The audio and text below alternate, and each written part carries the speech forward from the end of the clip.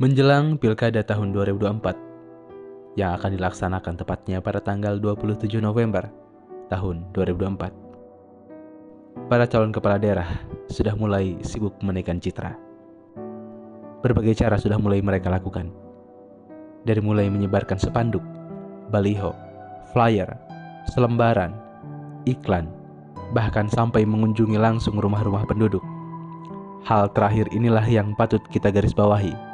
Apakah silaturahmi keluarga hanya diadakan dalam masa kampanye? Masalah jarak erat kaitannya dengan birokrasi.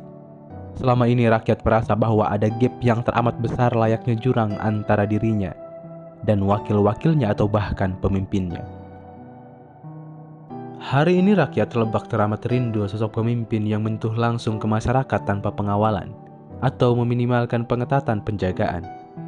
Sebab sebenci-benci rakyatnya, takkan ada yang berani membunuh pemimpinnya ketika mereka melihat pemimpinnya naik kendaraan umum, belanja di pasar, atau sekedar menyapanya ketika pagi hari. Selain itu, bukankah menjadi seorang pemimpin juga seharusnya siap berani mati? Bila iya, mengapa takut berdekatan dengan rakyat yang dipimpin?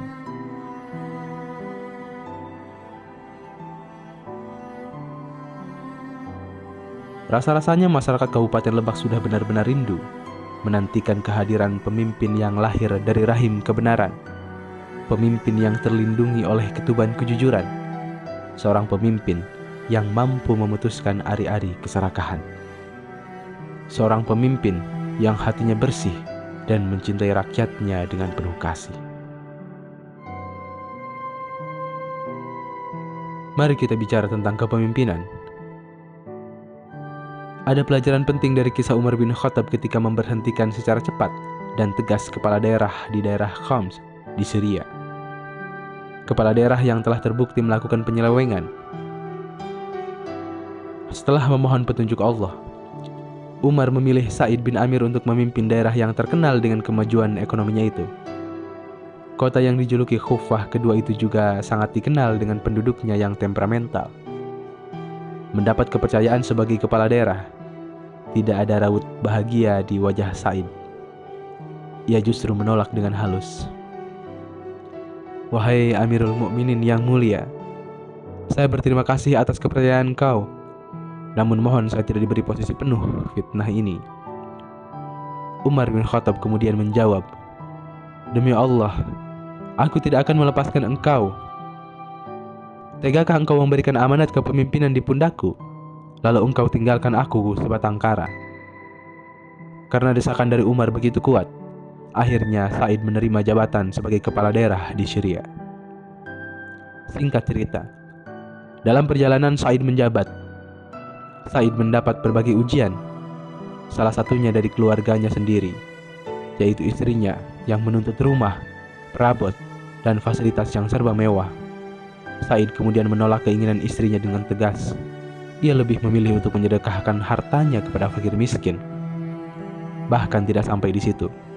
Ada banyak laporan negatif dari beberapa penduduk kota Khams yang diterima oleh Umar tentang kepemimpinan Sa'id bin Amir. Menerima berita miring soal bawahannya itu, Umar kemudian melakukan kunjungan mendadak ke Khams untuk mendengar secara langsung keluhan warga. Berikut ini merupakan keluhan-keluhan mereka yang dicatat oleh Umar. "Kami menolak kepemimpinan Sa'id karena ada 4 alasan. Yang pertama, ia sering terlambat datang ke kantor. Kedua, setiap bulan selalu ada 1 atau 2 hari ia tidak masuk kantor. Ketiga, seringkali ia menolak kedatangan kami di malam hari. Dan keempat, ini yang paling prinsip, dia sering pingsan ketika sedang melaksanakan tugas." Umar hanya terdiam. Lalu Sa'id dipersilahkan untuk melakukan klarifikasi. "Saudara-saudara, saya sebenarnya tidak ingin membuka persoalan ini di hadapan saudara-saudara. Biarlah apa yang saya alami cukup saya dan Allah yang mengetahuinya. Tetapi apa boleh buat? Karena saudara-saudara yang meminta, maka secara terpaksa saya akan menjelaskan satu persatu keluhan dari saudara-saudara. Pertama, benar saya sering terlambat sedikit ke kantor. Tetapi ketahuilah, Saya tidak memiliki pembantu sehingga mengaduk roti sendiri. Setelah sholat duha, saya segera berangkat ke kantor. Kedua, benar saya absen ke kantor 2 kali dalam sebulan. Sebab saya hanya memiliki baju yang menempel di badan. Saya perlu hari-hari tertentu setiap bulan untuk mencuci baju, mengeringkan, dan kemudian saya pakai kembali. Ketiga, juga benar bahwa saya hanya menemui saudara-saudara di siang hari. Ketahuilah, siang hari saya memaksimalkan mengurus rakyat, dan malam hari saya khususkan untuk bersujud kepada Allah. Keempat, tidak salah bahwa saya dikatakan sering pingsan sewaktu melaksanakan tugas. Perlu saudara-saudara ketahui, saya memiliki pengalaman pahit yang tidak akan pernah bisa terhapus dari memori saya. Said pun kemudian bercerita. Sebelum masuk Islam, ia melihat secara langsung seorang sahabat Nabi Muhammad yang bernama Hubaib al-Ansori disiksa secara keji oleh kaum kafir. Saat itu Said hanya berdiam saja sambil bersiap melakukan penyiksaan. Orang-orang kafir berkata kasar kepada Hubaib, "Bagaimana jika kamu saya lepas dan diganti nabimu, Muhammad?"